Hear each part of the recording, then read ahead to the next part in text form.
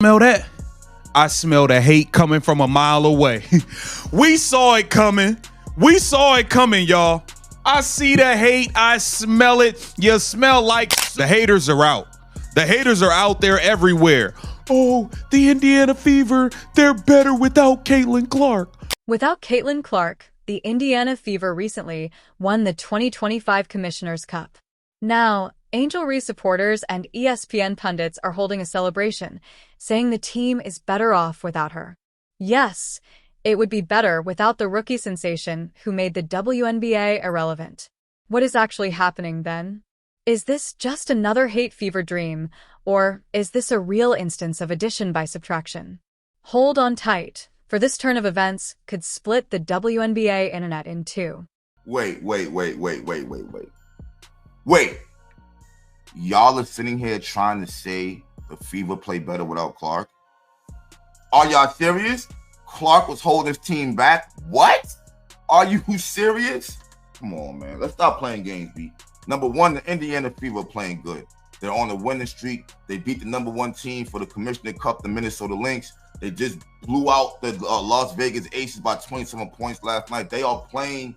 The Commissioner Cup was just won by the Indiana Fever without Caitlin Clark.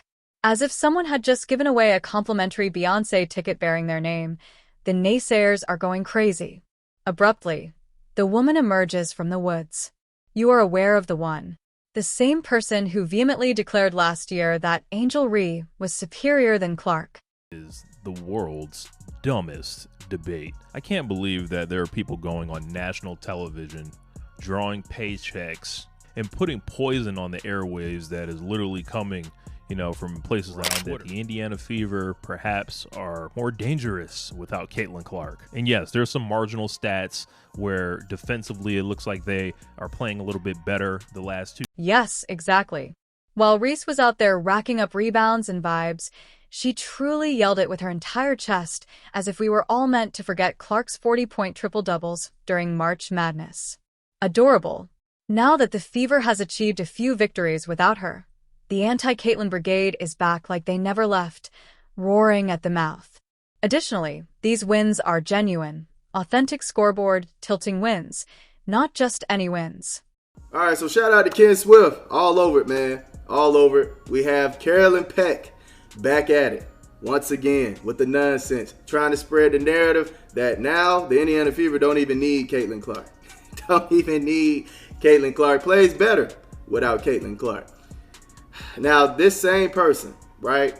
This same person said that Angel Reese was a better rookie than Caitlin Clark. I guess they were saying at this moment, but her reason was just nonsensical as well. Let's clarify one point, though. Those victories do not prove that Caitlin is a problem.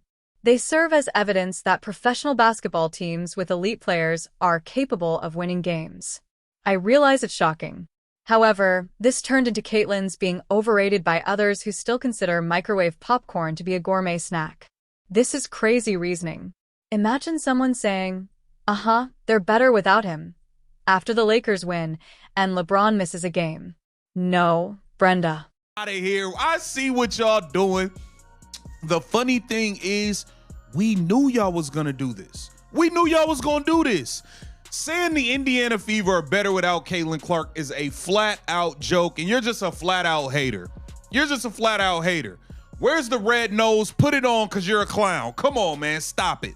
Stop it. Caitlin Clark is probably the second best, if not the best player in the league.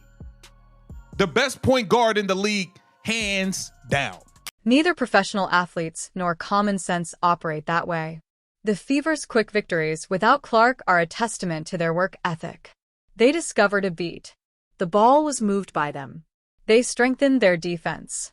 When their top player is out, that is what successful teams do. They adjust.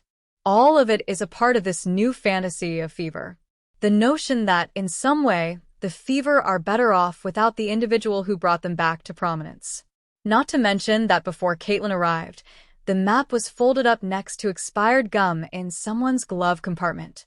Prior to her arrival, the Fever was about as important as a landline. Now, there are national discussions, Commissioner's Cup chatter, sellouts, and prime time. On a Tuesday, We discuss Indiana Fever basketball as if it were the NBA Finals. It's no accident. Caitlin is that person. Oh, the jealousy, though. It's more than just noisy. It's operatic. People are just triggered by Clark for some reason. Perhaps it's the threes in the logo. Perhaps it's because she makes lunch orders look like triple doubles.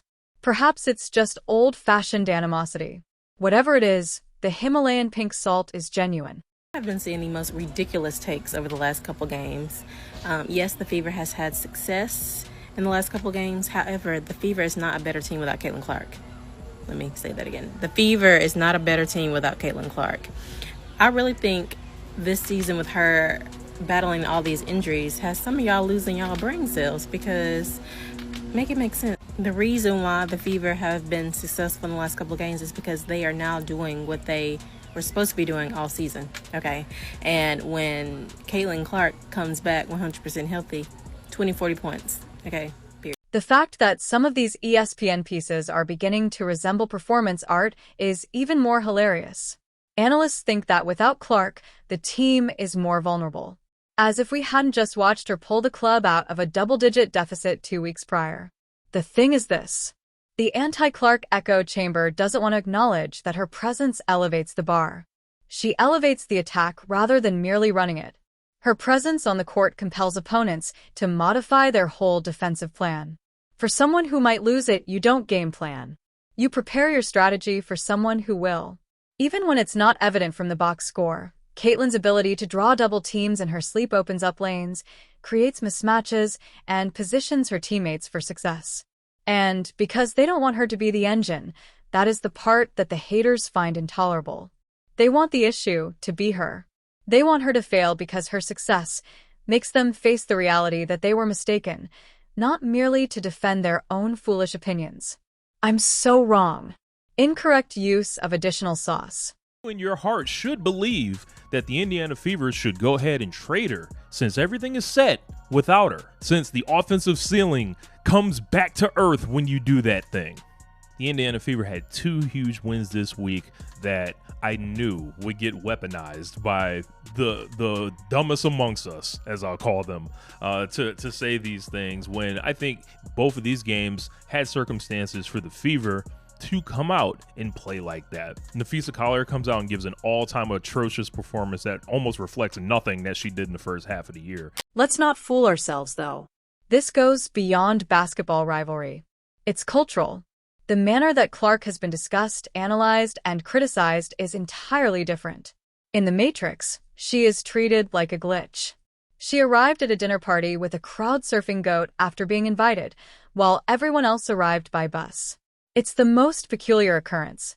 Despite breaking rookie records, dominating the stat sheets, and driving the ratings, one player is the issue.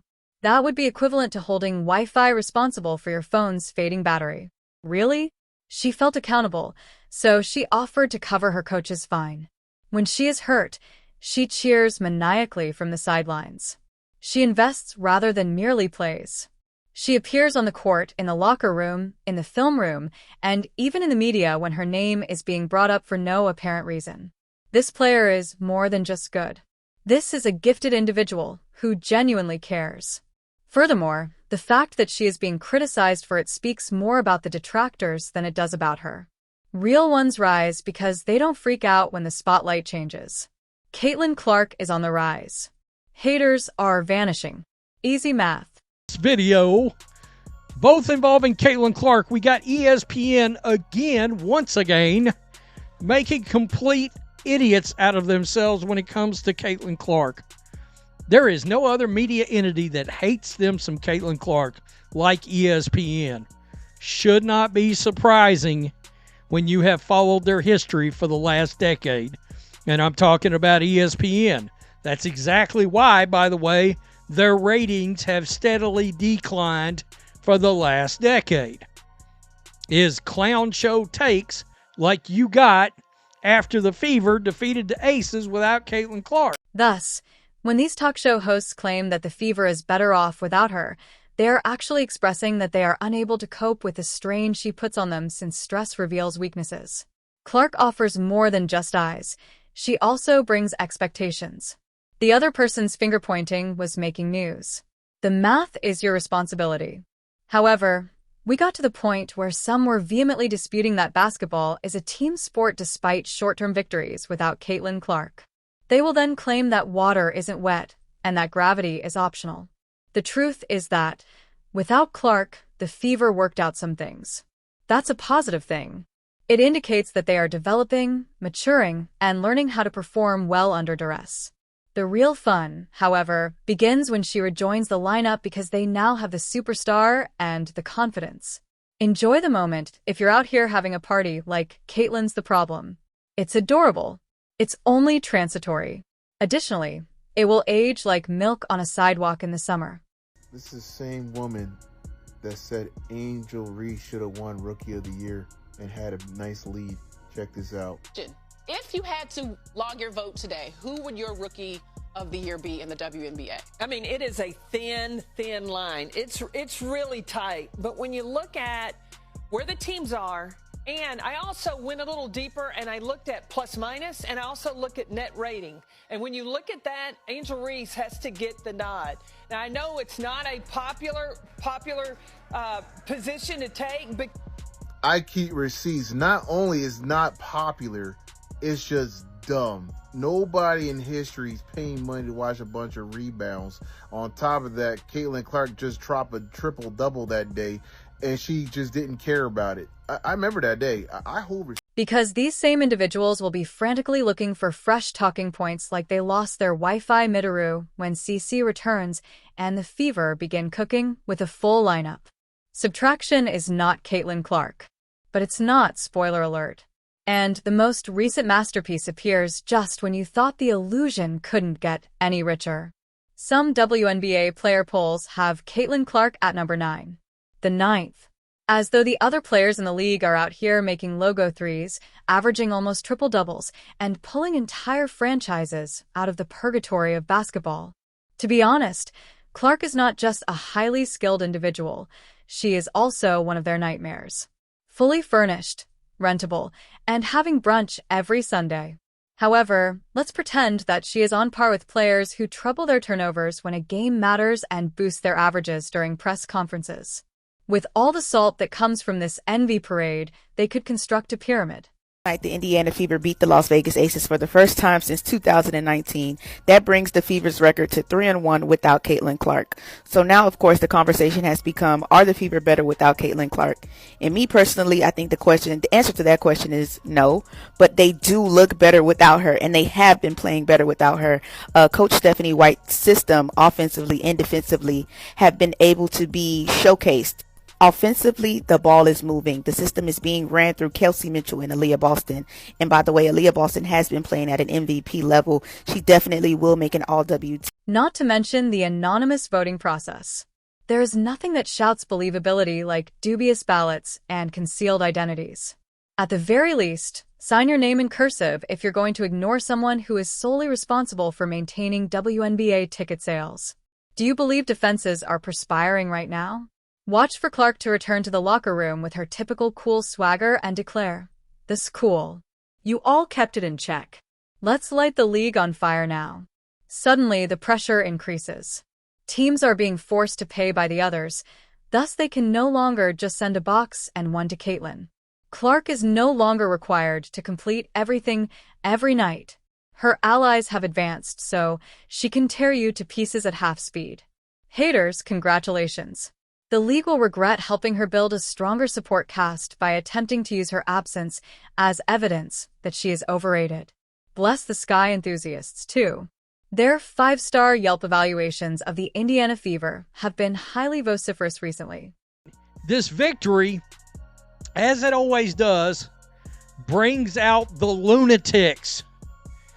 And what I mean by lunatics is the Caitlin Clark haters. Oh, here they come. The team is better without Caitlin Clark in the lineup. How much meth did you have to do? How much of the crack cocaine did you have to do to determine that you believe that this team is better without Caitlin Clark? Now, I will tell you this. I believe there's been some key moves, and we have yet to witness whether or not Stephanie White knows how to use Caitlin. They contend that water is dry.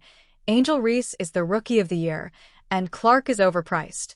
Completely reliable analysis from the same supporters who once hoped to persuade everyone that Kalia Copper would revolutionize the small forward position.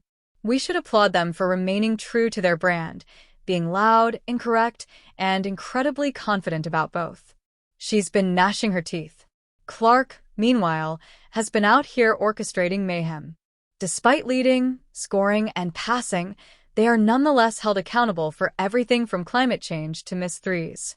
For the millionth time, let's make a clarification. You don't overrate Clark. She is surrounded by too many individuals who are incapable of managing her life. There is a distinction. It's a matter of survival more than statistics when every camera is on you and every opponent views your jersey as a dartboard. While the other half of the league hides behind role-player energy and screen assists, Clark has been thriving in the limelight. Additionally, the Fever play works better without her plot. It is as structurally sound as a damp napkin. Indeed, they have appeared more fluid in a few recent games.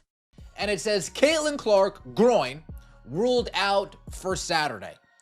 So I say, oh, that's interesting. I haven't seen anything from the Indiana Fever yet, but maybe I'm behind. Boom, I check the Indiana Fever socials and I see nothing.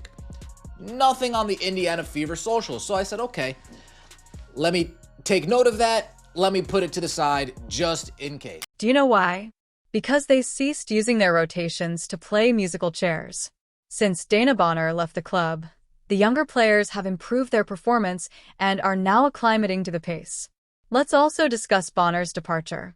Her departure created both literal and symbolic space. Without the veteran shadow hanging over them, some athletes took the field. It is the result of every team's evolution. Roles change. Self-assurance increases. However, Clark is somehow being blamed for chemistry that was still cooking in the microwave in a parallel, ESPN-fueled world. Makes sense of it. As if it were a courtroom exhibit, these talking heads are out here cherry-picking 5 different sample sizes. Nobody is bringing up the fact that the first part of the season was a trial by fire. A fresh-faced rookie with a billboard-sized bullseye on her back, a new coach, and a new system. But no, let's act as though everything was fine when she landed on the bench. Indeed, that is the exact way development operates. Move aside. Years of research on sports psychology. We are guided by Twitter takes.